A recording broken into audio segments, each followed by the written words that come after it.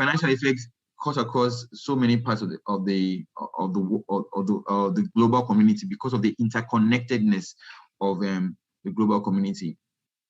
Now, how has this affected us here in Nigeria?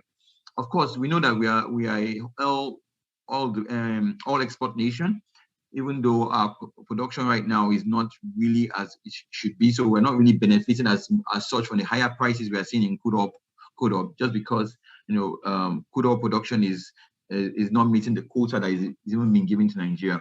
But what we have seen now is that because the European Union has said they want to reduce their dependence on gas from Russia, they are looking at alternative supplies, and different countries have been approaching different countries in Africa that produce gas. For instance, Italy has approached Algeria to strike a deal to buy more gas from them. The European Union has told Nigeria to also ramp up its liquefied natural gas production in order for them to be able to buy gas from Nigeria and diversify their energy requirements. And then looking at how that affects us in Nigeria, it probably means that there will be more foreign direct investment that will come from some of these nations, because in order to ramp up that gas production, we will need additional gas, natural gas infrastructure, which would come from FDI, coming from some of these European nations. The Afrexim Bank has unveiled about 4 billion in facilities to also cushion the impact of the Russian war on Nigeria and some other African countries. Well, JP Morgan probably would have a loss in some of their profitability this year because of their exposures to some of the Russian financial assets, in terms of their credit exposure to some Russian bank assets and some sovereign funds in Russia as well.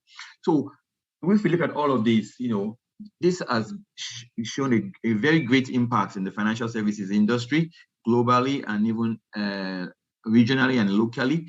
And it doesn't only stop at the financial services space. This disruptions probably also affect other sectors of the economy. And we want to look at how can these other sectors in the economy, what lessons can they learn from this? So if I move on to my next slide,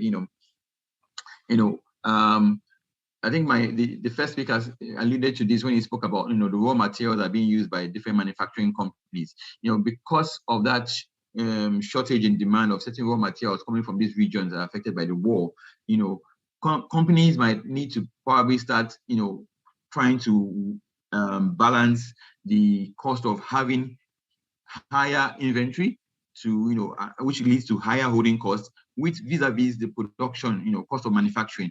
So companies will have to start considering how to hold more stock in hand, just to also have a reserve because of these disruptions we are seeing. Of course, there will be need for diversification of supply sources. If more of the dependence has been on a particular region, you might need to look at alternative supply chains, so as to reduce that concentration risk we are seeing, including also having local alternatives. Some of these things that we are depending on foreign countries to provide. We could also develop our own local ability. Then, of course, companies would have to invest in optimum production processes, to try to drive down the cost of production, especially because we are now in a stagflation, because we have seen increased inflation in many countries, not only in Africa, even in developed economies like in the United Kingdom, in the United States of America, and in European countries. We are seeing the highest inflations that they've ever encountered in recent times. And this inflation did not even start because of the war. This inflation also came out as a result of the after effects of the pandemic, and the war also, has added to this, and inflation at its all-time high. So companies would have to think of how to, try to optimize their cost of production to counteract this inflation effect. And finally, even as you're diversifying supply sources, you also need to diversify demand sources. Why am I saying this? Russia, one of the top imports of Russia is cars. Another top import of Russia is computers and software and other technology products. This morning on the news, I heard that Nokia has decided to exit from Russia. Now, Nokia provides the technology infrastructure that the Russian security services, their own equivalent of our SSS in Nigeria. Nokia provides the technology infrastructure that they depend on to run, and a number of other companies like Google and Microsoft, provide services to Russia.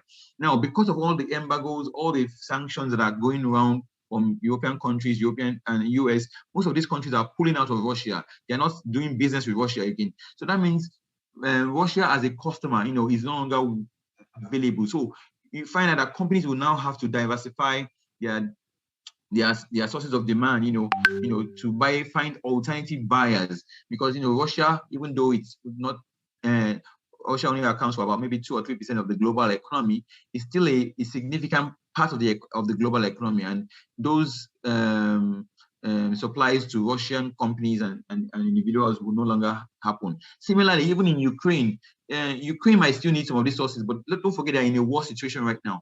And because of that war, they will probably not be having their normal, it will not be business as usual for them. So, supplies to them in terms of goods and services would also have come down a lot. So other business sectors will need to think about how to diversify demand sources in order to meet up as a result of this war. At this point in time, I think I will just pause here and